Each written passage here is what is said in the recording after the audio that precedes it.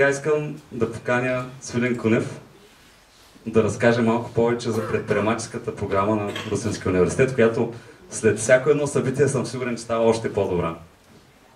Заповядай, Свилен. Благодаря.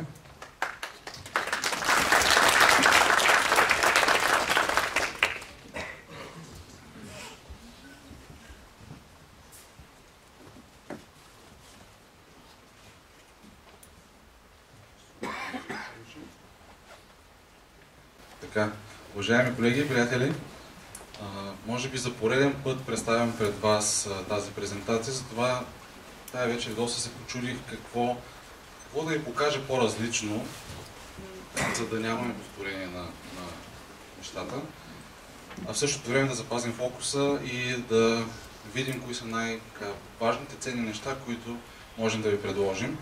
И за това, мислейки си днес след обяд какво да бъде като изложение, си възприех един подход, така докато си преглеждах записките, как да организирам презентацията. И ще го направя последния начин. Ще се опитам да ви покажа 30 слайда за 20 минути.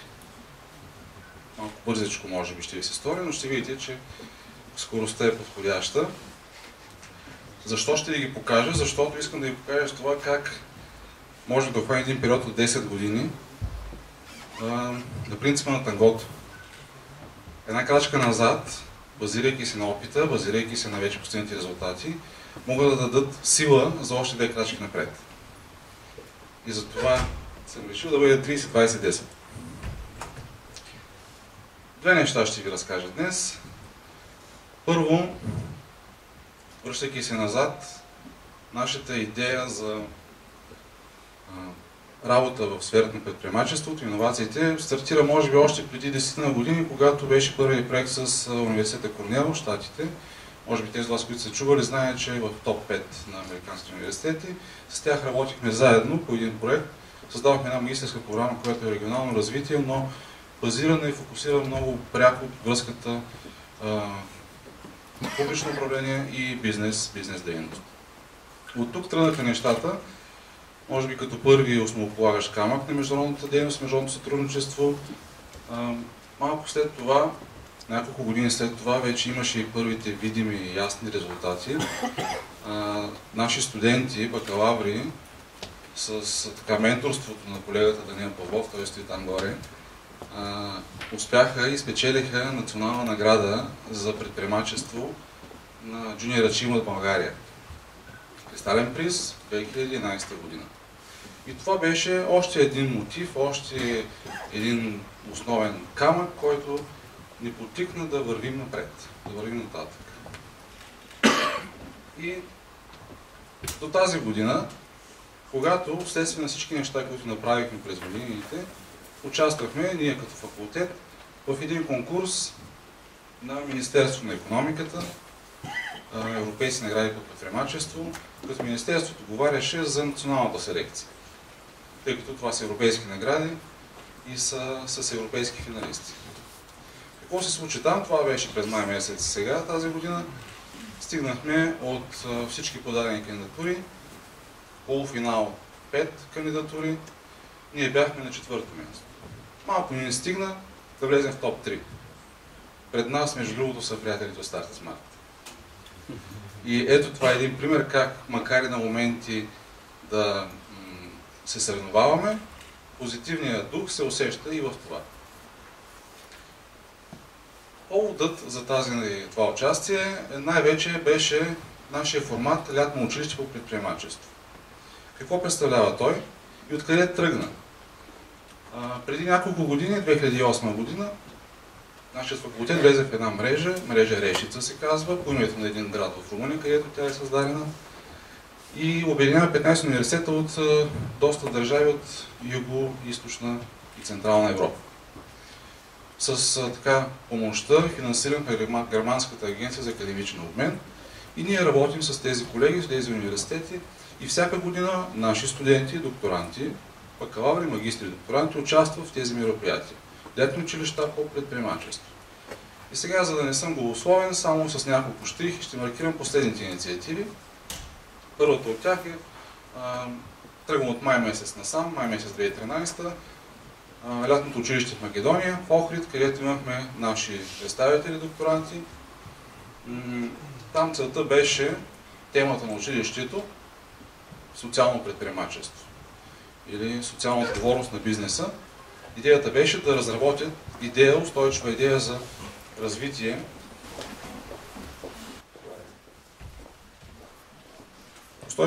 развитие на Охрид, като град, като местност, като регион.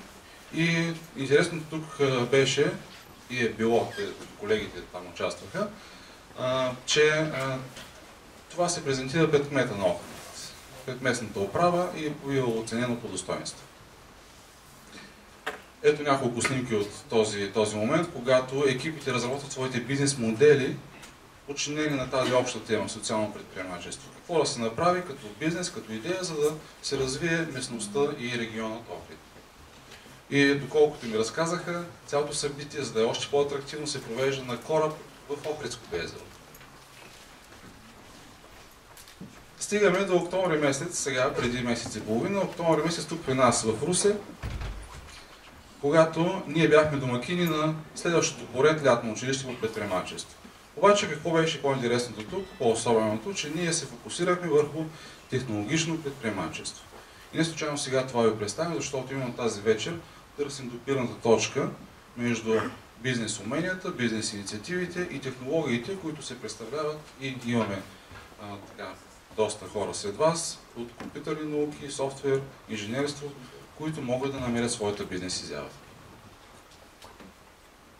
Събрахме 22 студенти от 15 държави на едно място близо до Русе, сега не уточнявам точно кое, но идеята беше да бъдат малко по-изолирани, да нямат толкова дразнители през деня, за да могат да са фокусирани, да мислят и да работят спокойно. Какво се случи? Какъв е формата на събитието? Създаваме екипи от няколко човека, те са 5 или 6. Има една специална техника, евристична, 6 мислещи шапки. И те трябва да стигнат до идея за бизнес. Да построят своя бизнес модел и своя бизнес план за конкретна идея, технологично базирана идея за бизнес. Правят го това и след това следват интервюта с гостуващи предприемачи. Защото когато нямаш опит, когато обаче искаш да направиш нещо, е хубаво да попиташ някой, който вече минал през определени препятствия. И затова поканихме 7 предприемачи, русински бизнесмени, които бяха на разположение 3 дни за интервюта. Разпитваха ги като за световно. С много въпроси, с някои дори, бих казал, въпроси, които не било, може би, да се създават на хората от бизнеса, но те пък се отговаряха. Убедихме ги да отговарят. И целта беше нашите студенти, тези, които са в лятното училище, да могат да се получат от опита и да могат по-добре да построят своя бизнес модел, своята идея за стартиране на бизнес. Ето тук виждате цялата група, заедно с преподавателите и менторите. Имаше гостуващи професори от Германия, 2 и наши колеги, ние също от нашата катедра, от нашия факултет, като организатори на събитието. На следващото място, буквално преди 2 седмици, имахме представителство в лятното училище в Ахен, Германия. И едно по-малко градче до Ахен, трудно ми да го произнеса, Моншоу, Моншоу, което е на граница с Франция, затова има и произношение на двата езика, където отново имахме представител. Лятното училище обаче там беше с тема иновационен менеджмент, менеджмент на иновациите. Отново, работейки в екип, студентите и гостуващите обучавани хора трябва да стигнат до идея за конкретна бизнес инициатива, която да подпомогне развитието на този град, който се оказва с доста голям потенциал, но все още не е добре използван. Виждате част от обучението. Тук е цялата група, отново с менторството на професори от Ахен и други академични институции, които участват в тази мрежа. И стигаме до момента, в който вече можем да говорим какво правим при нас дългосрочно, а именно магистърската програма по предприемачество и иновации. Тя стартира преди няколко години, 2009, с помощта и съдействието на наши колеги от университета от Delft University, като се подчинява на концепцията 3G University, трето поколение университет. Идеята тук е, освен да създава млади специалисти с техните знания и умения, да може да осъществява връзката образование-бизнес, дори чрез трансфер на технологии и знания, чрез патентоване на нови идеи. Защо обаче създавахме тази програма и какво искахме да направим с нея? Първо, искахме да не направим това, да бъде стандартното преподаване, да не бъде... Избягахме от модела на скучноватността, на лекциите, на многото приказки. Искахме да бъде нещо съвсем ориентирано на практика. Какви са, така, може да се каже, белите лястовици? Много често организираме посещения на наши студенти в предприятия и фирми от различни бизнес сектори. Примерно тук може да видите от ветрогенераторен парк, от автомобилно предприятие в България. Не го споменавам, за да не звучи като реклама. Където наши студенти се запознават пряко с технологиите. Идеята е, обучавайки се, да се обучават по този начин, с удоволствие. И какъв е форматът на тази магистърска програма и какво тя носи? На първо място имаме няколко, би ги нарекал, блокове от умения. Първите са базисните, са характерни и са предназначени за хора, които нямат предварително предходно бизнес образование, трябва да придобият основните компетенции. На второ място са предприемаческите умения и на трето място е групата за умения, ориентирани към развитие и стремеж към растеж. Какво е важно да се отбележи тук? Че всички дисциплини са така направени, за да избягаме от това стандартното преподаване, че всеки един наш студент, който минава през тази програма, започва развитие на своята бизнес идея и преминавайки през всяка една дисциплина, добавя по един компонент, като в един пъзел на своята бизнес идея. Разбира как тя може да бъде превърната в производствен процес, след това да бъде предложена на пазара по подходящ начин, да се ориентира компанията към по-бъдещо дългосрочно развитие. Всичко това се прави адаптирано към конкретната бизнес идея на студента, а не по принцип, не чрез преподаване на суха теория. И тук виждате как това го правим с няколко дейности. Екипни дискусии, практически задачи и реални изследвания на студентите, които придобиват формата на дипломна работа. Но пак казвам, без да е с стандартния компонент на чисто теоретично изследване, търсим и практическата реализация на тези умения, на тези идеи. По какъв начин това го постигаме, докато работим с нашите колеги? На първо място, чрез конкретни бизнес симулации. Това какво означава? Означава, че поставяме казус, проблем, който да бъде разрешен на момент, по време на работа с групови техники. На следващото място са реални казуси, които ние също предоставяме за анализ на нашите колеги, студенти. Това може да са както казуси от минали години, така и казуси на в момента гостуващи предприемачи, които разказват своя проблем, изказват своята болка и чакат идеи за разрешение на този проблем. И на трето място, собствен опит, когато дори нашите студенти вече са стартирали свой бизнес и могат самите да разкажат в момента през какви етапи минават и какво могат да направят от тук нататък. Какво може да се случи след това? Дава възможност за различен тип реализация. От една страна, ако имате идея за собствен бизнес, да знаете как да продължите напред.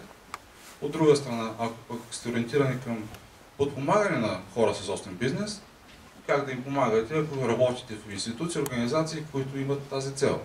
Да подпомагате и улеснят създаването и развитието на бизнес единици. Как и какви компетенции можем да ползваме тук? Няколко неща са. Първо, базираме се на това, че вече 20 години преподаваме управление на бизнеса, създаване на предприятия, бизнес умения. През идната година празнуваме вече 20 годишни юбилей на факултет бизнес и мениджмънт в Русе. На следващото място, според някои класации, вярно те са динамични, те се променят, но според повечето сме в топ 15 в българските факултети по бизнес. Така че макар и да не сме на най-първите места, се стремим да сме равно с останалите, да предлагаме също качествен продукт, образователен. И може би друго нещо интересно, че за разлика от други бизнес факултети, Може би ние сме един от малкото в България, доколкото знам, те са само два, които имат такъв опит. Ние и още един в София, които преминаваме през специализации на Харвард и Кембридж в Европа. Като идеята е да приложим веднага на практика с нашата работа, с нашите студенти, това, което студентите в тези реномирани известни университети правят по същия начин. Имаме си собствено научно списание, там имаме доста до най-новите постижения на колеги, преподаватели и изследователи от други държави също.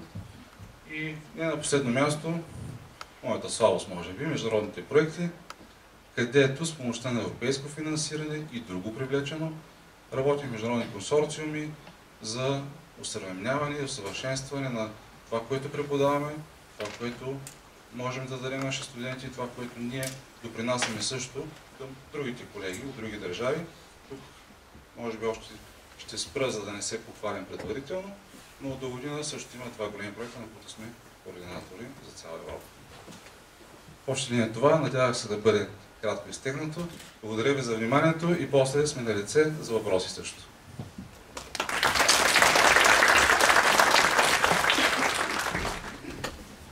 Благодаря много, Свилене, за детайлното представяне. Колкото и много да е много стойност да носи специалността по предприемачество, в 20 слайда долу-горе мисля, че успя да ги обясниш, обобщиш. Ако някой има въпроси в момента към Свилен, може да задава. Ако не, да замълчи завинаги.